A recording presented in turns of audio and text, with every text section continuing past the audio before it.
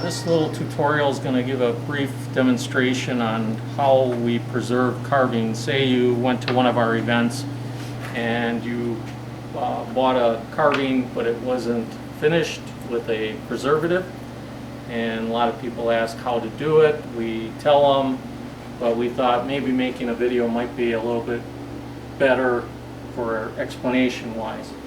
What we do is we're using a real small carving here because we're in the middle of winter and we don't want to pull out all this stuff to do a big one right now.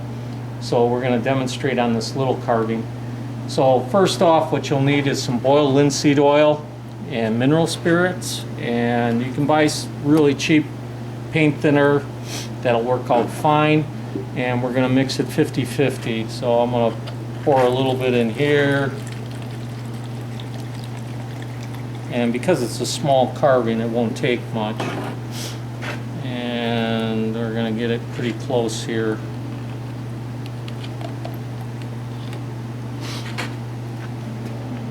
That looks pretty good. It's not rocket science, so you just don't have to be directly on. I'm going to pour the thinner into oil, mix it up a little bit. The purpose for the thinner is to thin down the oil so it penetrates the wood a little better and deeper. Deeper you can get it in, the less likely for cracking. That's why we use this mix. So just start painting it on.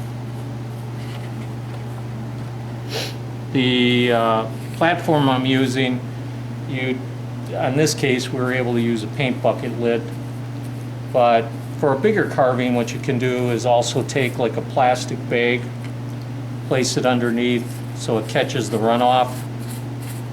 And nice thing about that is you can leave the carving sit there and the oil will wick up through the bottom.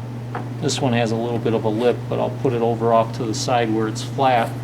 But the oil will wick through the bottom of it too and soak up into the wood.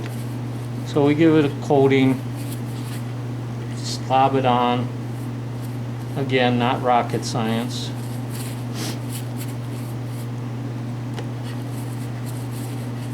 And for like a 3-foot carving, you'd probably need maybe a gallon of this 50-50 mix. But so that'd be a half gallon of the oil and half gallon of thinner. So what's the purpose of oiling it? now the purpose of oiling is we want to penetrate the wood to slow down the drying process of the wood. So the concept is we can slow down the drying, it's going to be less stress on the wood and help prevent or help minimize the cracking of the wood.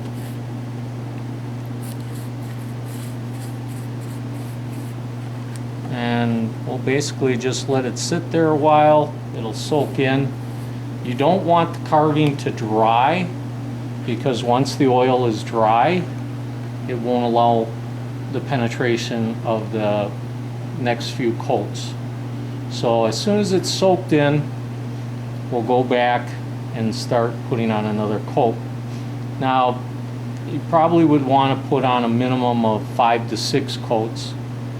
If the wood stops taking the oil and it isn't drying, stop completely, even if it's like 4 coats. But if you can get 5 to 6 coats on it, you've done a pretty good job. If it'll still soak in and you put on a 7th or 8th coat, that's fine too. But you want to make sure it's soaking in, otherwise it'll just start building on the surface. And we really don't want it to build on the surface, we want it to go in the wood. Now you can see there's a little puddle there, and I'm going to sit this little guy right in it, and he'll start wicking up from the bottom, and that's it for right now. Well, we're going to race ahead here a little bit because it's going to take a while. Now we've put on a few more coats since the last.